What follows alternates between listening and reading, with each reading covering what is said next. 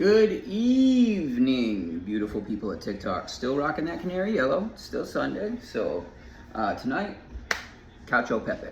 Real deal, authentic Cacio Pepe. Now, you need 3 ingredients. 3. 4 if you count the pasta, all right? So you're gonna need black pepper, coarse ground. That's what I use. You can use real peppercorns and grind it in there yourself. You can use fine ground. I don't recommend it. It doesn't toast up as well because that's what we'll be doing is toasting it to really accentuate that flavor, that black pepper flavor. You need fine ground pecorino, pecorino romano. I highly recommend that you use fulvi. If you're gonna buy pecorino and do Cacio Pepe, it's very, very important that you buy quality cheese. If you don't buy quality cheese, your pecorino will clump when you're trying to make your sauce out of it. And then you need pasta water. Pasta water. So it's 3 things: pasta water, pecorino romano, and black pepper. That's it.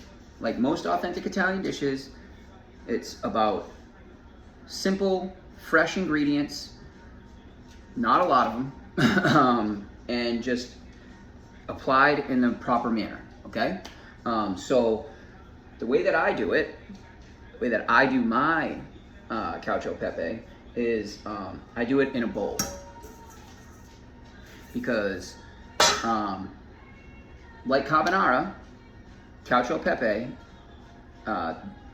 their worst enemy is raw heat. A raw heat source will force your cheese to clump instead of make a nice creamy sauce, and that's not what we want.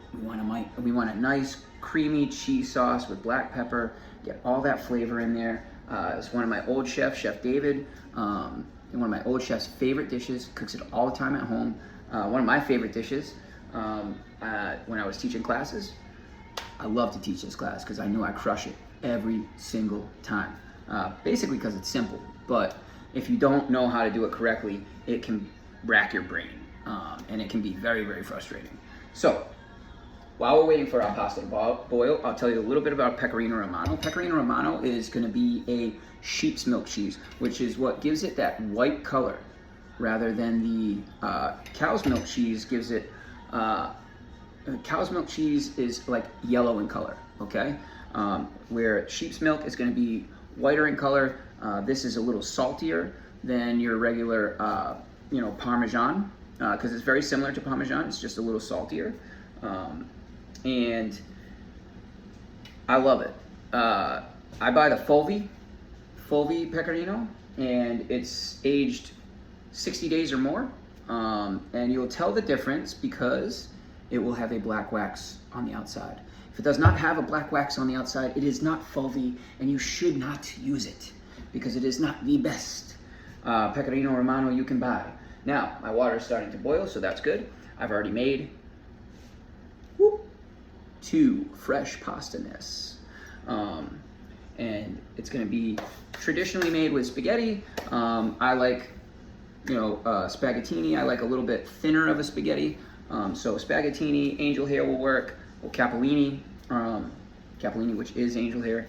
But with that said, what I'm going to do is I'm going to turn on the heat source onto my frying pan. Let's move you on over here.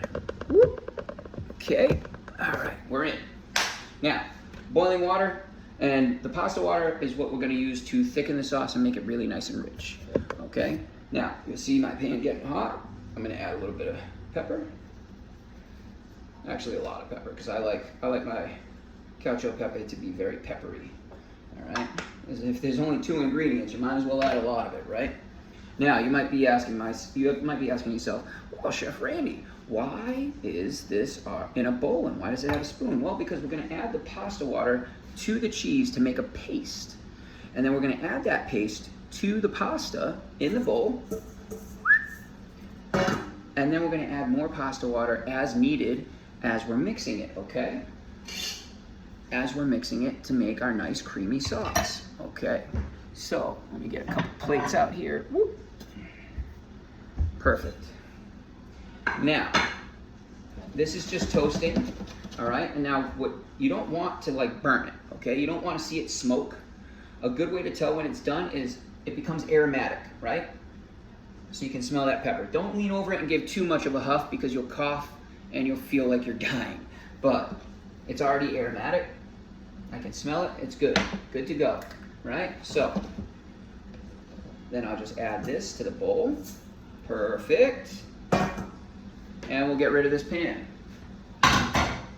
Nice. Now, pasta water is almost there, almost ready to start boiling.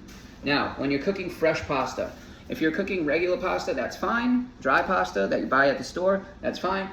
It's not as good, but, you know, not everybody has the time to make regular, fresh pasta. Fresh pasta is always the move in my book. It cooks quicker, it tastes better, it eats better. It just overall makes a better dish, okay? And I have a video making fresh pasta. If you haven't watched it, definitely take a look, okay? So now this is brought up to a boil. Yeah. Now, in your water, you're gonna add salt, okay? I'll use a different spoon. You're gonna add salt, and you want it salty as the sea, right? Not as the ocean, but as the sea. That's what I was told, but salty as the ocean.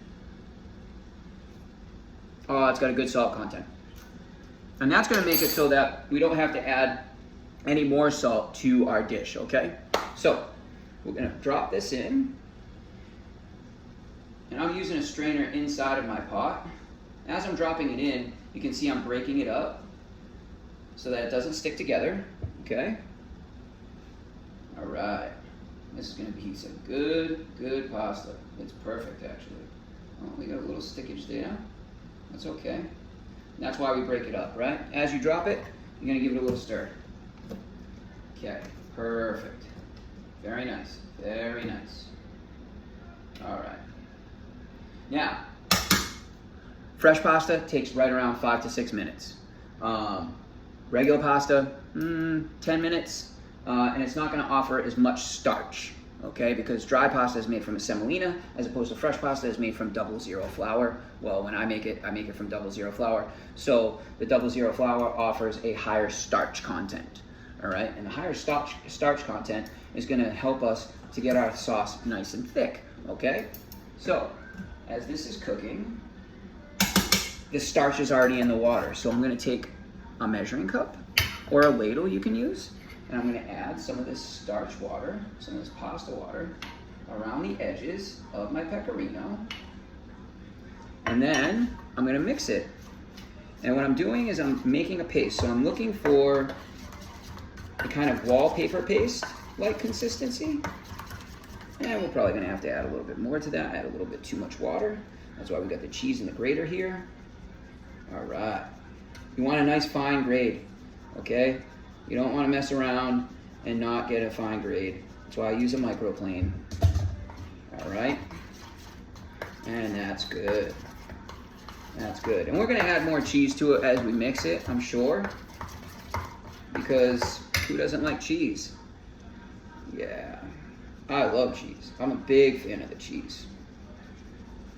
All right, especially pecorino. I'm a big fan of salt in general, so anything with a high salt content is right up my alley. All right. The ladies, when I used to teach classes, used to complain that my food was too salty. You know who you are. You know who you are. So, we are going to drain this because we're coming up right on 9 minutes here. All right, we're gonna add it to the bowl.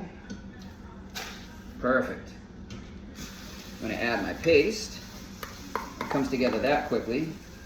Okay. And I got a little bit of residual water in there, so I'm just gonna start mixing. And you can see it just come right together.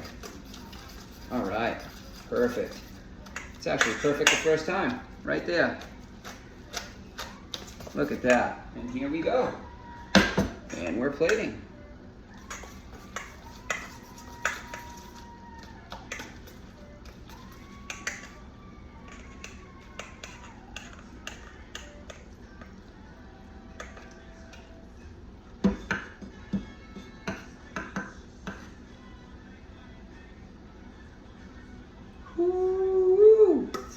That's some good looking Cacio Pepe right there. A little bit more pecorino over the top.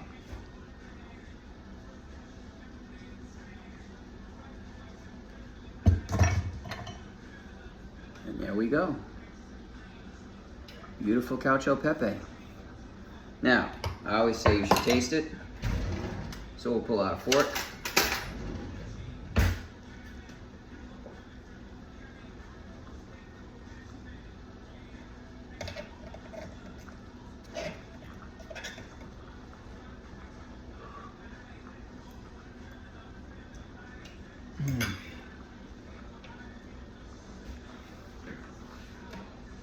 Now, I don't recommend anybody slap their mama, because if I slap my mama, she would whoop my ass. But that is slap your mama good. I'll tell you that right now. It's so good. I might cook the other two nests that I have and eat all of it, the whole pasta ball. I might eat the whole pasta ball. I might pull a Franny, if you will, and eat the whole pasta ball. So, I'll leave you now. Stay blessed. Like, share, repost. Follow me. Let's get it so that I can go live. This 10-minute bullshit, it's killing me.